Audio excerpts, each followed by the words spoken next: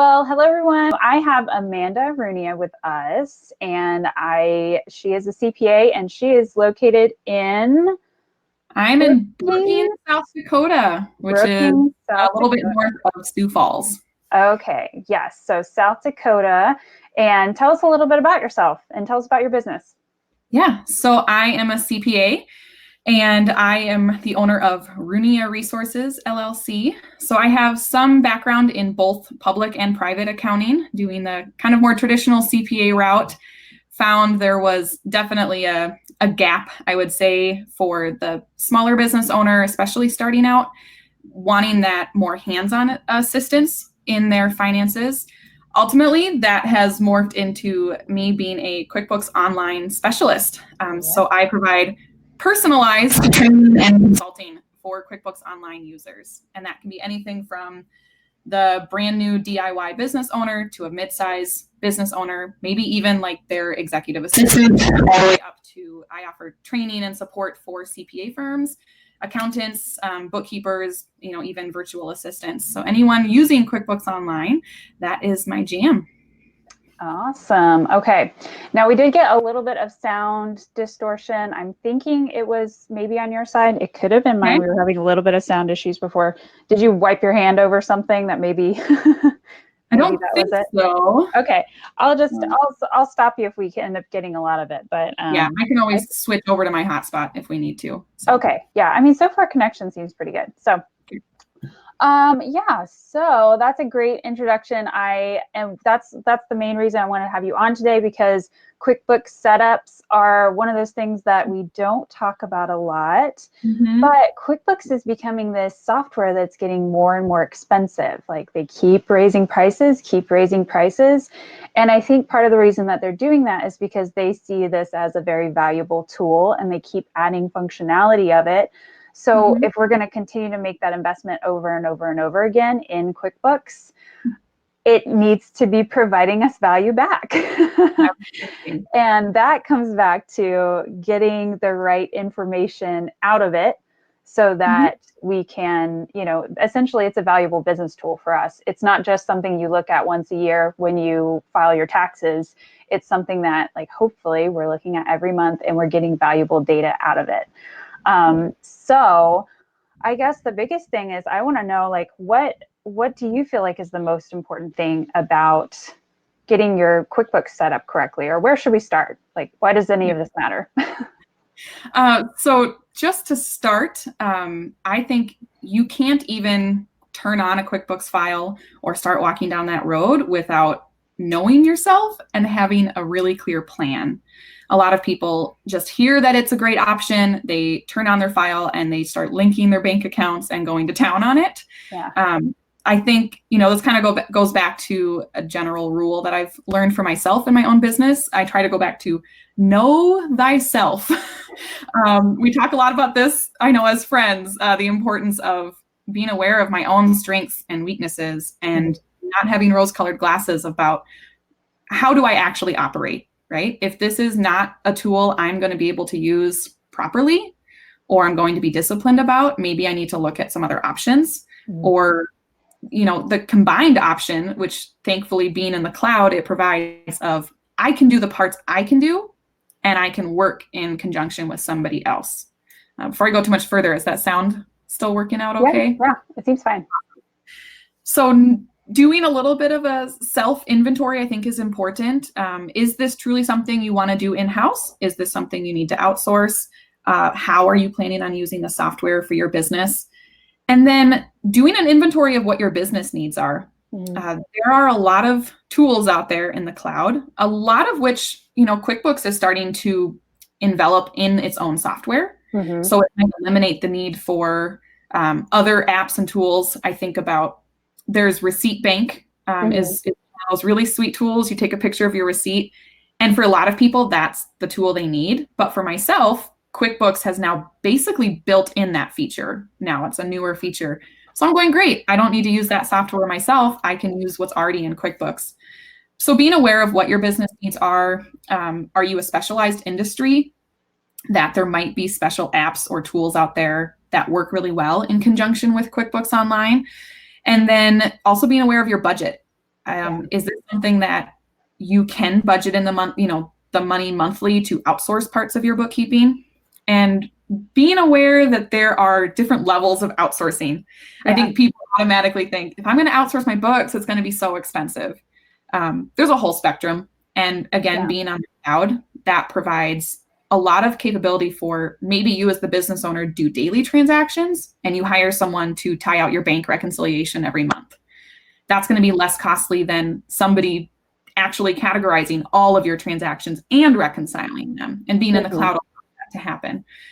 So part of what I do with my business is I love that stage. I love the strategizing stage of my books and someone else's books. When I get a new client, that's the part I just dive in, getting all the information about who you are, what's your personality style, what is the way that your business works, what are your individual needs, what technology are you already using that we should be aware of, and what technology could you be using?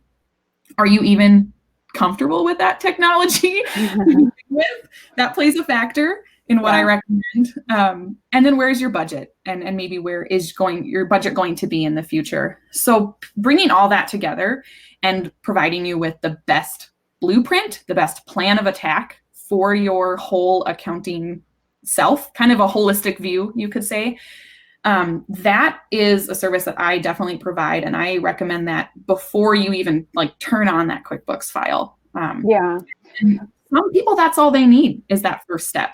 Yeah, exactly. Because they might not necessarily know also in their business how many things they're doing that actually do need to be considered at the accounting level. Yeah. So, what I'm thinking is that you're probably asking questions like, do you have employees? Do you have contractors that you pay? Like when your bills come in, what do you do with those bills? How do you invoice your customers, or what type of payment processes do you use? Do you have one of those little square stripe, things, like maybe you're set up at a vendor table or something and you have some of that, maybe you have cash, maybe you have different things. Some people might not be thinking that all of those, the questions to ask so that you can kind of make this big construction of what the plan should look like. But if you're just operating your business, you might not be thinking about all those different individual things, and that, I actually do need to think about that with my QuickBooks file. And think about all the factors. It can be really overwhelming doing the research. And I know one good example of a complicated app connection would be like Shopify. There's don't get me started. There's at least 10 different ways you could connect your QuickBooks and your Shopify. Yes. But how do you know which one to use, right? And even once you decide on what technology to integrate or what app to use, how do you know how to set up the settings in a way that makes sense? And then 6 months down the road, how can you really audit and verify that that's still functioning the way it's supposed to? And you're not just trusting the technology. Where are those checks and balances? So the information can be overwhelming. And that's where I love gathering that information.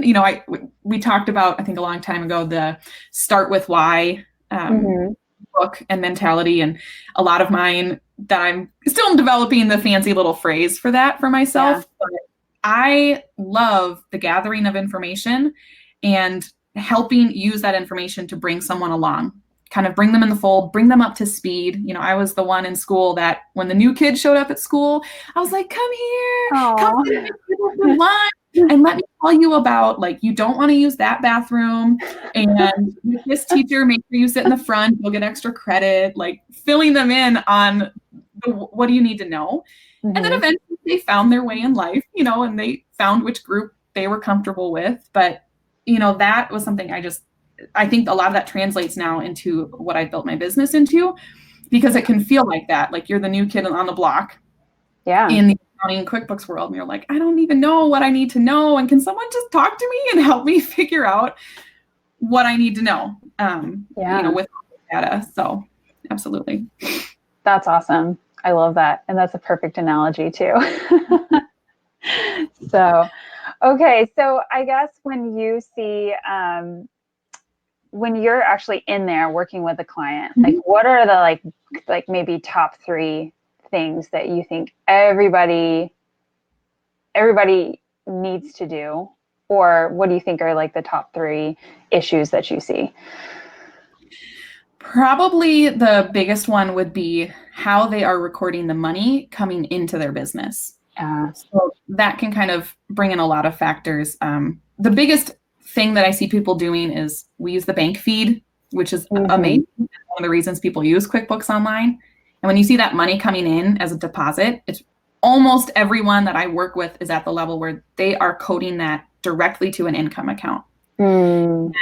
The kind of the proper accounting channels would be record an invoice with a received payment or record a sales receipt, which is basically an invoice and received payment combined into one transaction.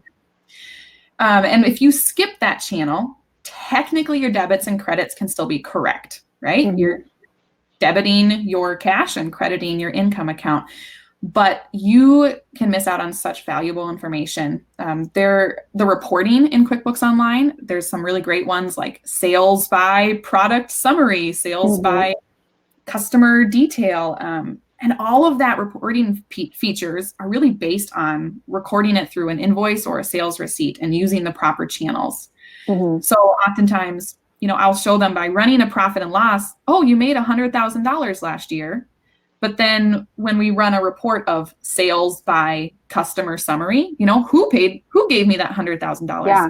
The total at the bottom says $2 because they didn't record anything through the proper channels. And you can't, because they didn't set up their customers. Like they didn't associate that money coming in to who it came from. And even if you can select that customer directly from the bank feed screen. You can say, oh, it was from Hannah, and I'm going to code it to the income account. Even if you do that, that report's not going to work. You didn't do it through an invoice or a sales receipt. That's probably the biggest thing I see. The number one biggest area is how is the money coming in and how is that getting coded so that all that work you're doing gives you value. Well, and just operationally, just to like tag on to that, we hear these, advice all the time, look at your top customers, where is most of your money coming in, and find more of those clients or find more people like that. And when you don't have the numbers to back that up, you don't have a report you can pull, then you go to like Excel or something, or you're trying to, gather up how people paid you and trying to tally all that together, where really this could be as easy as like a click of a button if it's set up correctly and you have that report right there ready to go. Yeah. A good example of that would be for my business. I have two, but my one main income account is services. I provide services, but I have products and service items set up for all the various packages and ways that I serve my customers set up.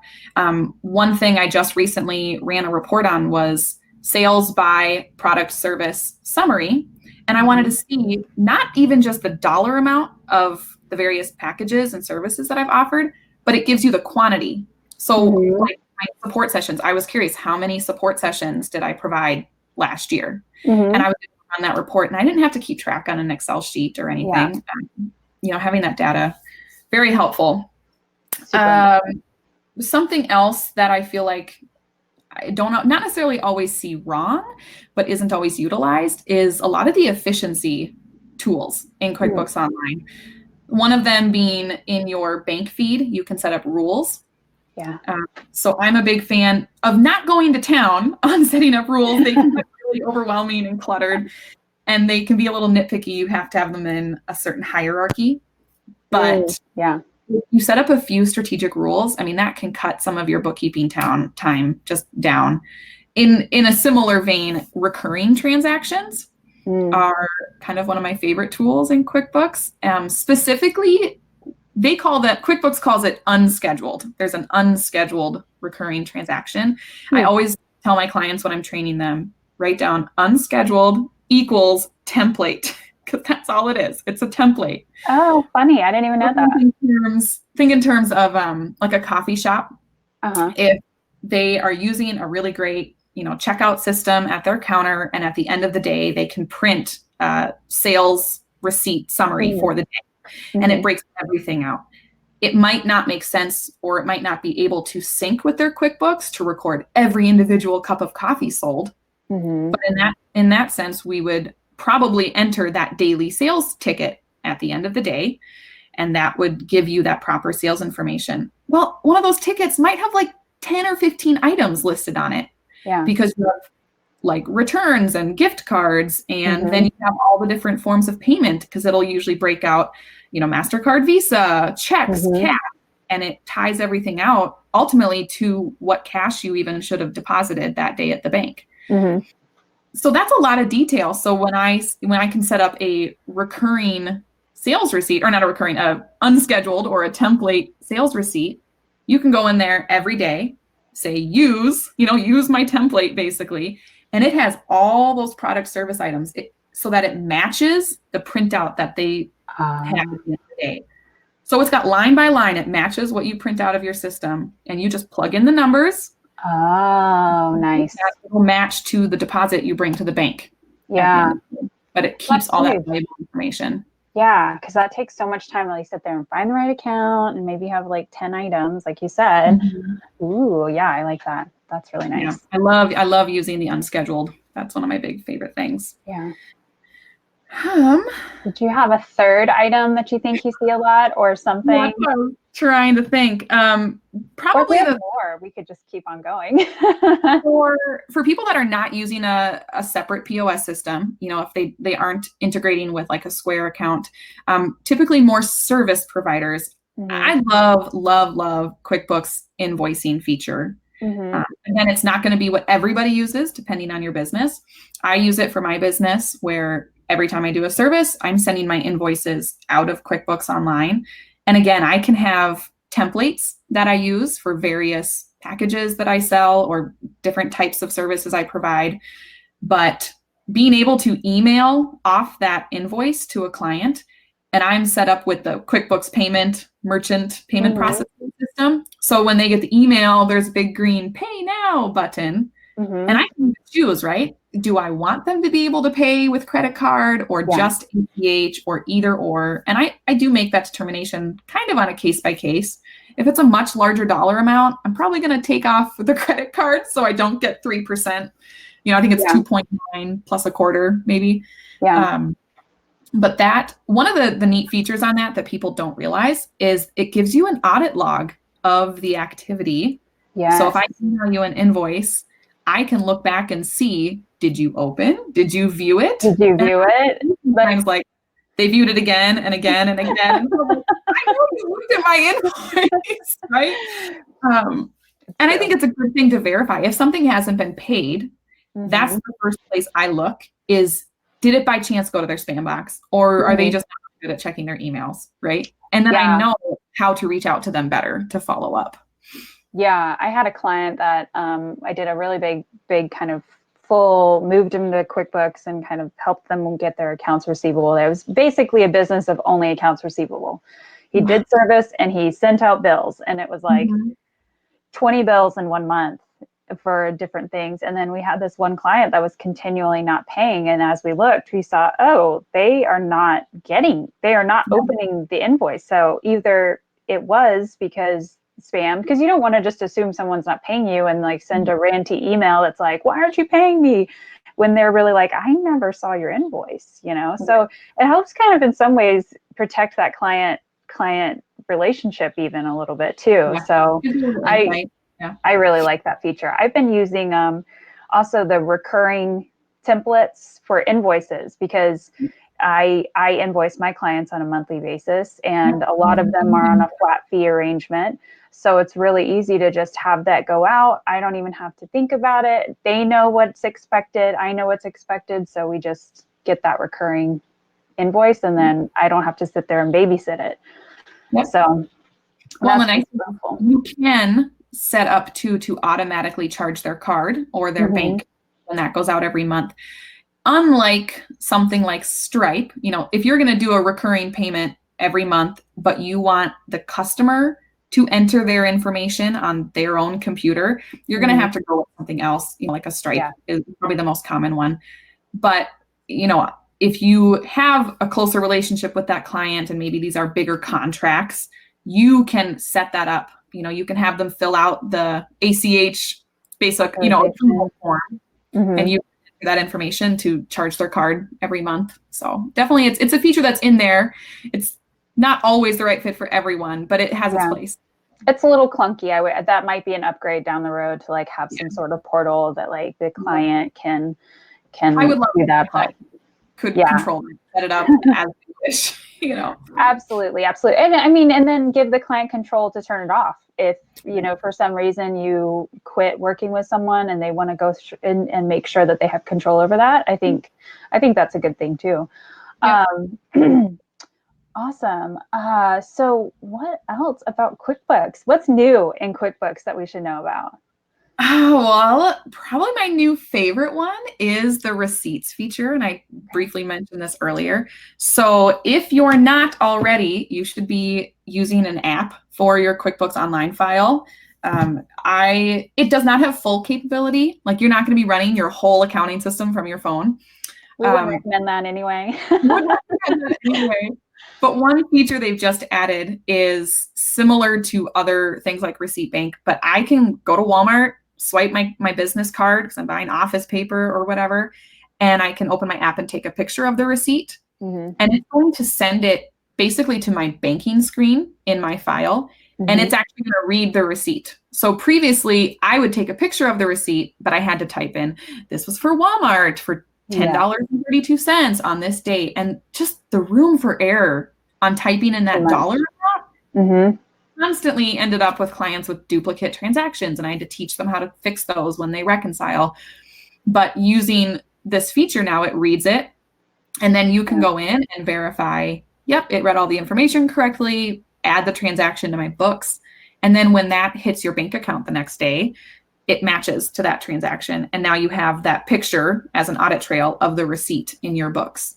And something they finally upgraded, which I submitted feedback for this when it was in beta, was I want to be able to go through my purse and find those 3 receipts from last month and add them without creating a duplicate transaction, because they're not sitting in my bank feed or in my feed anymore. So now if you add a receipt, it will actually also look through existing transactions and it can match it to a transaction that's already fully in your books. And already been reconciled. And basically the main thing you're doing there is adding the picture. Yeah. Which is all you would want to do anyway, but you don't want to have to like, go through, find the transaction, click on the little paper clip, upload the file from your, you know, from your desktop or whatever. That just gets so tedious. So, and besides the phone app, they have 2 other ways of bringing in those receipts. One is you can forward like an emailed receipt. A good example of this is I use Loom, Loom. It's like one of my favorite tools ever. No, me too. So when I get the monthly receipt, you know, $10 for your premium charge, I used to have to print my email to PDF, open the transaction in QuickBooks, and add it as an attachment. And now I forward that email to QuickBooks. That's so good. File. And the third way is you can drag and drop a file from your computer. So that's great. It's still in like within the first 6 months. So I have run into like the occasional small bug, but they've been taking feedback and really improving it. That's good. So their competitors on that are Receipt Bank and HubDoc, essentially, are 2 services that you can pay for. And they offer other stuff too, but those services are $20 a month, usually $15 to $20 a month per, you know, depending on if you get like any bulk pricing or anything. So the fact that you are rolling in a service that could potentially be saving you $20 a month, it's helpful. It makes, if you're using the feature, it makes QuickBooks Online that much more valuable to you. So I like that they're doing that. So as much as I'm kind of mad at them for continuing to raise the prices, I do actually see them trying to make things better and continually offering things that saves time. And so as we continue to save time, that, as we know, time is money. You have to look at kind of the return on investment on those things. And, you know, I think it makes it even that much more important that if the cost of the subscription is going up, I think you need to be that much more intentional when you set it up, that you're at the right level of subscription, that it's set up properly from the get-go, that you are using it properly from the get-go, because otherwise 6 months go by, you're not using it. Now it's a mess. You've wasted 6 months of subscription cost, and now you have to pay to either start over or have someone clean it up. Yeah. And, I think it's worth taking that extra second to step back and approach it from the get-go correctly. One thing you had asked about previously was, what happens if I'm already in the position of it's a mess, right? I didn't just jump into it. I didn't have a plan. And I did want to make sure I touched on that. I run into this a lot with clients that come to me. There are two ways you can kind of handle that. And I say it's about 50-50 with the people I've worked with, that oftentimes I do recommend we start over with a new file. Oh, interesting. A lot of that is going to depend on, were the books ever correct from the get-go? Yeah. Right? Or did you turn them on January 1st and now it's 9 months later and just there's nothing in there that's correct? Yeah. And maybe things weren't even syncing correctly, or you synced on all your personal accounts and you didn't need to. Especially if we're dealing with like the AR and incorrect AR transactions. Okay, AR is accounts receivable. Yes. So that's as you've invoiced to your customers. And then you end up trying to link them to bank transactions, and the deposits don't match the invoices.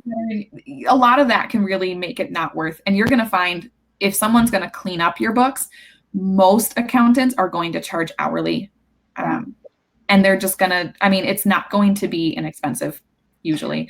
So I tried to do that analysis of what are we looking at for a cleanup versus the setup correctly. And kind of make that determination. Yeah, and if you set up correctly, and this is something that I understand that you do, is that you can set it up correctly, and then you can say, this is how you do it now going forward. So if you train if the client actually wants to do it themselves, so say they're at a revenue level, or like maybe even they like it, they just never started doing it, you can actually show them how to do it. So even if they had 8 months worth of transactions, they might potentially be able to go back and like classify everything, like maybe all the expenses or whatnot. But it's without the direction from someone who knows and says, do this. This is what needs to be done. There's so much value in that, because when people get in there, there is a little bit of like a bull in a china shop kind of thing if you don't know what you're doing. And I've experienced that, where somebody just starts posting transactions left and right. and then it's like, oh, you needed way more direction than I thought you did. And now fixing it becomes the big headache. So it's almost better to like have not destroyed the china shop. And like you said, that does line up with what I offer to my clients. So I love, the sitting next to somebody, whether it's at their counter or virtually on a Zoom call. I do a lot of Zoom calls. But that personal, there's a lot of training out there. There are a lot of videos from Intuit, from other providers. There are some great names that I like to learn under in the accounting QuickBooks world, but that's not the right fit for everyone. I know myself, like there's all these courses online. I do not pay for courses. That is not going to work for me. So for the individual it's going to be worth the investment to get that personal training and that personal advice custom to them. That's where I step in. And, just to clarify, you might hear the term of a QuickBooks setup. QuickBooks setup can mean anything from just turning on your file, like just turning it on. Which really anybody could do. Anyone can do, right? Setup that anyone can turn on a file, start the subscription, maybe even linking your bank accounts or checking your chart of accounts to make sure you have a decent chart of accounts. Most setups tend to stop there. What they don't do is oftentimes take into account all the technology integrations and what's the process. So like kind of like our brains, most people only ever use like 10% of their QuickBooks, or maybe they only should use 10% QuickBooks file. So the value that I provide is that blueprint for me is kind of the starting point that I provide to clients as, let's get the whole game plan for you. Let's craft the right plan of attack. And if that's all you need, and you can take it from there, and you can do the 8 months of bookkeeping cleanup, and you can do that bookkeeping going forward, that's great. For some people, that's all they need. Mm-hmm. The more common package that I do, my traditional setup is we craft that plan, and then I offer support sessions to sit down and do it with you. So oftentimes I'm walking you through linking your Square app or helping you clean up 8 months of transactions in your bank feed and kind of showing you the really fast ways of whipping through those expenses that are sitting in your bank feed. Yeah. You know, some of the efficiencies, helping you set up some of those templates, those recurring transactions, and then providing that training on how do I do this going forward? Yeah. What is the proper way to record a sales receipt or an invoice? How do I run reports? How do I reconcile? Yeah. Such a critical piece. And if you're going to outsource, that's one of the top things to outsource. The reconcile piece, so someone else can help check in and hold you accountable and make sure things are correct. Yeah. And then on the top end, you know, some people get to that plan and they maybe even start implementing the plan and they realize, I don't think I can do this. And I think I could do it if you handed me a clean, correct starting point today. Yeah. So I can provide basically move-in ready books where we do the whole clean. We get everything up to date. We create the processes that could even entail creating maybe a folder of some customized Loom recording videos, teaching them certain processes. Yeah. And do this, then this, then this. Right. This is and how then you do that. In-person sessions with you to train you on how to use your books now going forward. And even at that level, if you get to that point and you say, great, now I can continue bookkeeping on my own, that's great. Or you might say, I still don't know if I can do this, and I might want to outsource some pieces of the bookkeeping. And there are great networks of different levels of VAs, bookkeepers, accountants, CPA firms, virtual CFO firms like your own that can offer that next level of outsourcing. And that's where I'm really grateful to have all those connections through my friends and, you know, other providers that I know. So there's definitely options. Well, and when something's been set up correctly, it will be cheaper for the bookkeeper to pick it up and start running with it. So whether or not it's hourly from the beginning, or if, you know, they pop in, like some accountants will give you a quote by actually getting into your QuickBooks, looking it over and giving you a quote. And then some will just kind of hear what's been happening. But if you came to someone and just said, hey, I just had this amazing setup done, like here's, you know, my financials, they're gonna more likely give you a better price on your bookkeeping than if you sound like you're a hot mess. Right. Like if you sound like it's just horrible, they're going to make sure that they're not getting stuck with, you know, overdoing all of the things. So right. And that's where I do love, you know, my partnerships, with my other accounting firms that I work with, because oftentimes maybe that's not where they want to be spending their time as a staff, is doing that initial onboarding, you know. So that's where that partnership really comes into play. Is it's their tax client, it's their payroll client, they're switching to QuickBooks Online. And sometimes the most strategic move is to bring me in for that onboarding process. But that way we can kind of keep a cohesive team, make sure everyone's in the loop. You know, sometimes bookkeepers have a preference of how things are recorded, how things are set up. And that's great if we can all be on the same page, and I can take that into consideration too for the onboarding process. For sure. So you can do that for accounting firms too. So if maybe they have the people who are doing the bookkeeping, and maybe those bookkeepers are more used to QuickBooks Desktop, and they're maybe not totally all on board with all the new features. Like I know you spend tons of time actually keeping up to date with everything that's happening with QuickBooks Online, which is a huge task in and of itself. A lot. So the people who are, you know, focused on tax and like learning all of the tax things they need to know, and then the people who are focused on bookkeeping and just trying to stay up to date with what they need to do with bookkeeping, or, you know, whatever else it may be, like keeping up to date with just QuickBooks and learning the integrations and learning the apps and staying up to date with that is almost a full-time job. So you've kind of like made this like your thing, which I think is so good. That's what I love about like becoming a specialist in something. And I think it just makes a lot of sense to have somebody that's their world and they're in it all the time. So they know what's best for you for X, Y, or Z. Yep. So And after this call, I'm probably going to ask you some questions. All good. Specific setup stuff going on with some of my clients, but yeah. Is there anything else we should know? We can probably wrap up here in a little bit. Yeah, I think that's it. I think probably the biggest thing would be, biggest takeaway I would recommend is take a personal inventory, know yourself, and be true. Like, don't lie to yourself of, oh, I'm sure I could just do that, even if it's like 100% contrary to every bone in your body. And every time I see a course online that I'm so tempted, like, it's only a $50 course and it's technically something that I need or whatever. And I'm like, don't do it. Just don't. I won't do it. I won't do it. That's not the style I learn in. I need a live webinar that I have to sit down and show up. So I found, the more you can be honest with yourself of the reality that you face and what your needs are, that'll be the biggest, best starting point for your accounting system. I love it. And I would say also sit down and say, what information do you want to know to run your business better? And so if you are trying to figure out how to grow your revenue, or if you're trying to figure out how to cut expenses, or if you're trying to figure out how to open a new location or hire an employee or do any of these things, the first person, what I would say is, well, let's look at your numbers. Let's look at your financials. That building block, there's no numbers there to look at.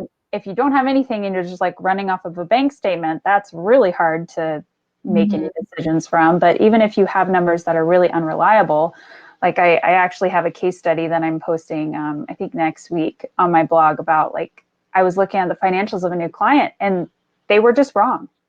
They were just wrong. And the thing wasn't set up correctly. And so it was really, we had to clean it before we could even start making decisions. So it's, and that takes a long time if you have not been doing it for a really long time. So the earlier you can get on it, the better. And then just taking those baby steps of like learning a little bit at a time, improving, tweaking, like every little bit, it just continues to help you. So yeah, I love it. Well, thank you, Amanda, so much. Now tell people where they can find you again.